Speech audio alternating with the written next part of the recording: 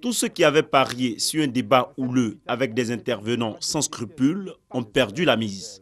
Donc courtois, parfois taquins, mais assez sérieux, les deux postulants à l'unique fauteuil présidentiel de la Côte d'Ivoire lors du scrutin du 28 novembre prochain ont présenté les grands axes de leur programme. Quand un pays sort de crise, c'est mon expérience de la gestion que j'ai eue ailleurs sur les questions de crise.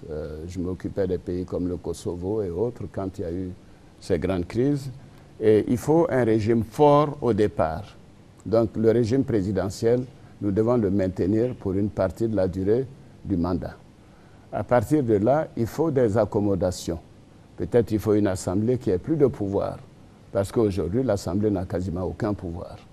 Le Premier ministre, par exemple, est nommé par le chef de l'État et par la volonté du chef de l'État.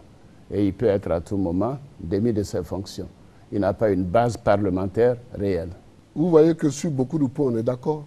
Sur le Sénat, pour ceux qui ont lu mon ouvrage, j'ai marqué dedans que nous allons créer un Sénat. Je suis content que le Premier ministre soit maintenant d'accord avec moi. Parce qu'au début, ce n'était pas tout à fait évident, mais je suis d'accord. La séparation des pouvoirs, il le faut. Il le faut. Mais voyez-vous, nous avons dans la Constitution des instances judiciaires à créer. La Cour de cassation, la Haute Cour de justice, qui n'ont pas été créées, faute de majorité qualifiée à l'Assemblée nationale.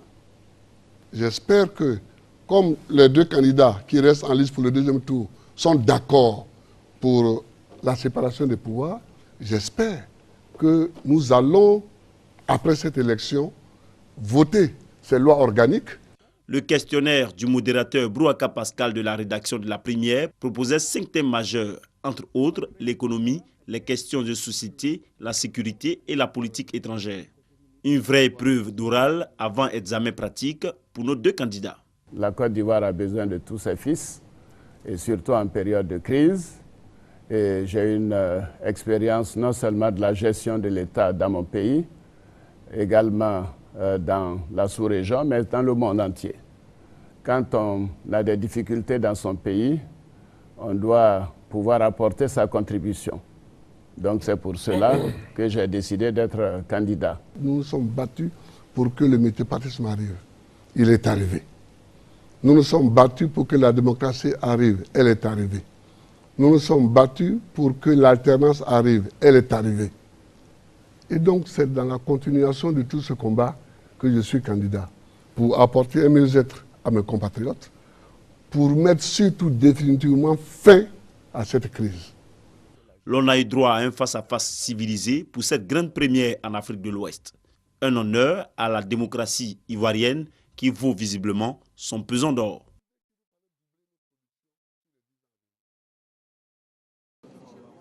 Grande première dans l'histoire de la télévision ivoirienne et peut-être même d'Afrique, le face-à-face Laurent Gbagbo-Alassane Ouattara a eu lieu.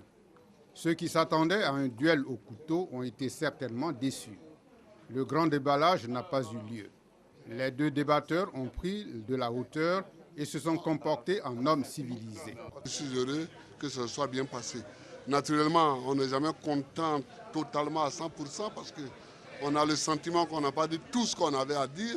Vous avez vu la pile de dossiers que j'avais et la pile de dossiers qu'avait le Premier ministre Ouattara. Bon, donc, certainement qu'on aurait voulu encore 2 heures pour pouvoir tout dire, mais ça s'est bien passé. Appelés à vendre aux Ivoiriens leur projet de société pour les 5 ans à venir, chacun a argumenté la vision qu'il a de la Côte d'Ivoire. Il était important que les Ivoiriens entendent les candidats sur leur vision de la Côte d'Ivoire, sur leur bilan, sur les perspectives, sur leur programme. Je suis aussi satisfait du fait que le ton a été courtois et que le débat a été fraternel. Et nous avons pu nous adresser aux Ivoiriens. Maintenant, les choses sont très claires. Les Ivoiriens pourront choisir entre 2 candidats. Les 2 invités de Brouaka Pascal savaient que les Ivoiriens et le monde entier les observaient. Ils ont donc l'un et l'autre agi en hommes d'État, comme pour dire que la politique, ce n'est pas la guerre.